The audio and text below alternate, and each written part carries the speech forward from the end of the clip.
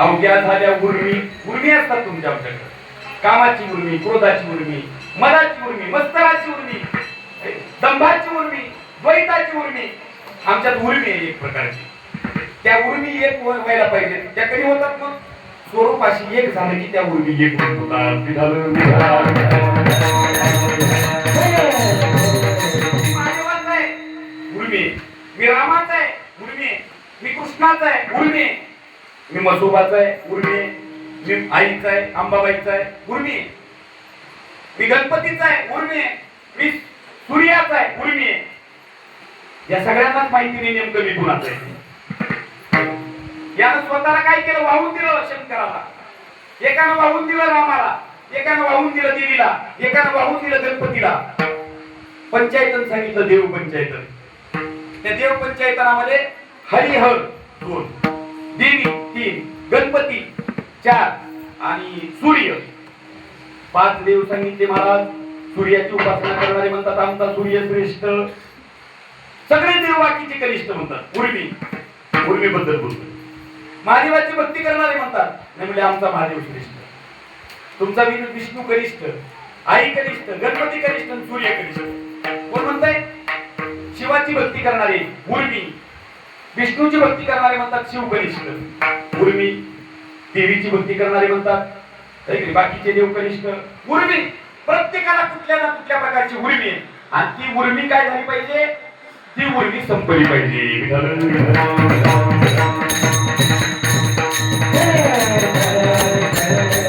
आता याच्यातला कोणता देव श्रेष्ठ? मग आज तुम्ही महादेवाची काठी बसवली आहे, तुम्ही म्हणता आमचा महादेव श्रेष्ठ आहे महाराज.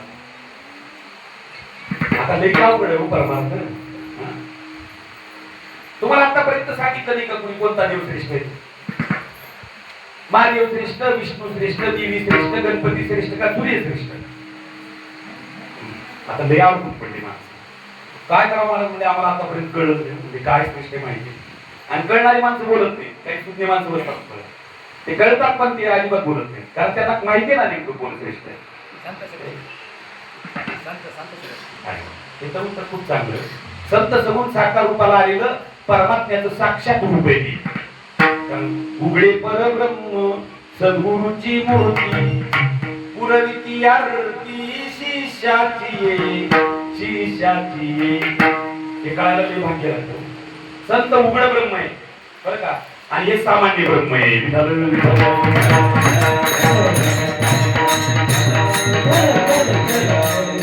कोणता देव श्रेष्ठ? महादेव आणि पार्वतीला काय सांगितलं? महादेव महादेव महादेव म्हणून सांगितलं.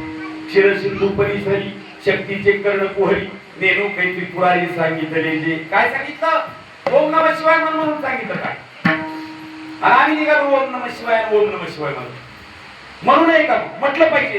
गुरु भेटत नाही तोपर्यंत म्हटलं पाहिजे. कुठलाही मंत्र असू द्या तुमच्याकडे, तो मंत्र म्हटल्याशिवाय, मंत्र सिद्ध झाल्याशिवाय तुम्हाला बीज मंत्र मिळत नाही.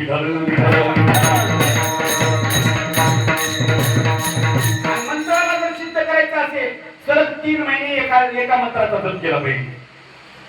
एक सोडून दुसऱ्या दिवसा नाही.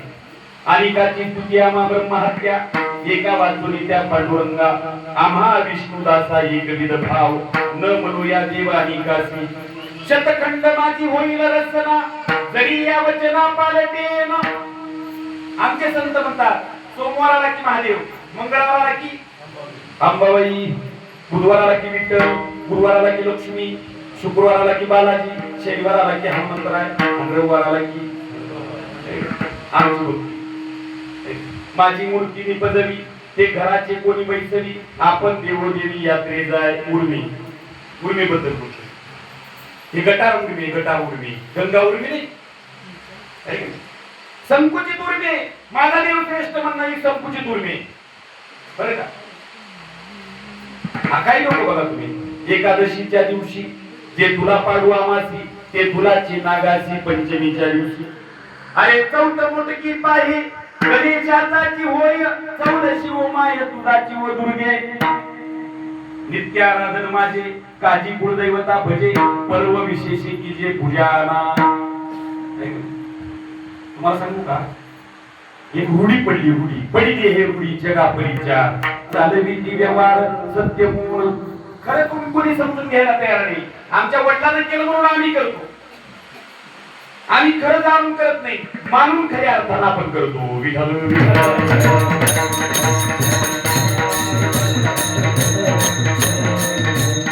कोणता देव कराय?